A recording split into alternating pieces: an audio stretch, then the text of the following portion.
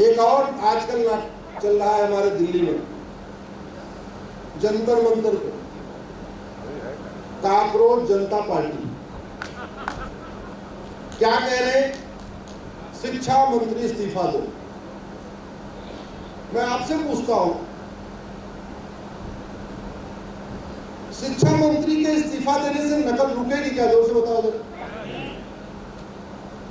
शिक्षा मंत्री के इस्तीफा देने से नकल रुकेगी या नियम कानून सिस्टम बदलने से नकल रुकेगी? जोर से बताइए। और जो लोग अनशन कर रहे हैं वो नियम कानून बदलने की मांग कर रहे हैं या शिक्षा मंत्री के इस्तीफे की मांग कर रहे हैं? क्यों? क्योंकि हमारे देश में बहुत सारे लोगों को लगता है कि भारत में अधिकांश लोगों का मानसिक खतना हो गया। इनको मानसिक खतना हो गया, इनको जो समझाओ वही बात मानेंगे। वो पीछे वाले सोच रहे हैं कि मानसिक खतना क्या होता है, उनको डाउट है। मानसिक खतना जैसे शारीरिक खतना, ऐसे मानसिक खतना होता है। शारीरिक खतना में कैंची यूज होती है, मानसिक खतना ऐसे हो जाता है। आप ये बताओ, जितने धरने में बैठे हुए और जितने जंतर मंतर में जा रहे, इसमें किसी ने नकल क्यों होती है इसका मूल कारण बताया क्या?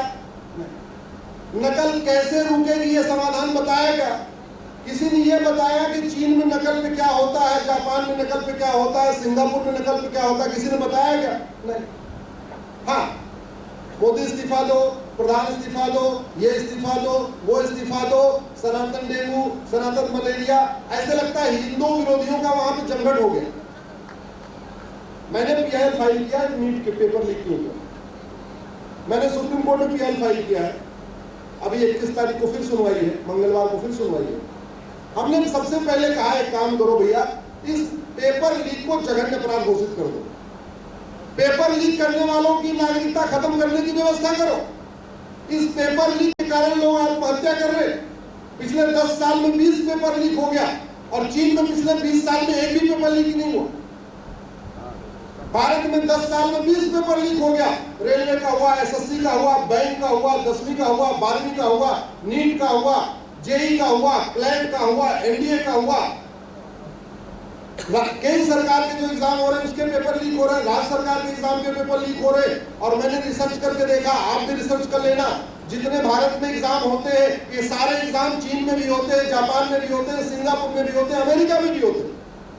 और फिर गूगल करके देखना, पिछले 25 साल में चीन में, जापान में, सिंगापुर में, अमेरिका में, जर्मनी में, फ्रांस में, ब्राजील में, कनाडा में, ऑस्ट्रेलिया में, रूस में कितने पेपर लीक हुए? एक भी नहीं हुआ। क्यों? क्योंकि वहां राम मंदिर तो नहीं है लेकिन राम नीति है, बैरिड हो न प्रीत। वहां कृष्ण मंदिर नहीं है लेकिन कृष्ण नीति है, संघे साठ्यम समाचार। वो भगवान परशुराम का जुलूस तो नहीं निकालते, शोभा यात्रा नहीं निकालते, लेकिन वहां परशुराम की नीति है, मानव का मानवाधिकार, दानव को कठोर दंड। उन्होंने लागू कर दिया, सिस्टम ठीक हो गया, वहां पे पेपर लीक ही नहीं होता। और यहाँ देखिए तो हर बार पेपर लीक होता है। एक में धरना शुरू होता है, तब तक अगला पेपर फिर लीक हो जाता, फिर उसका धरना शुरू हो जाता है। याद रखिए, डॉक्टर बदलने से बीमारी ठीक नहीं होती है। क्यों डॉक्टर साहब? दवा बदलने से बीमारी ठीक होती, राइट?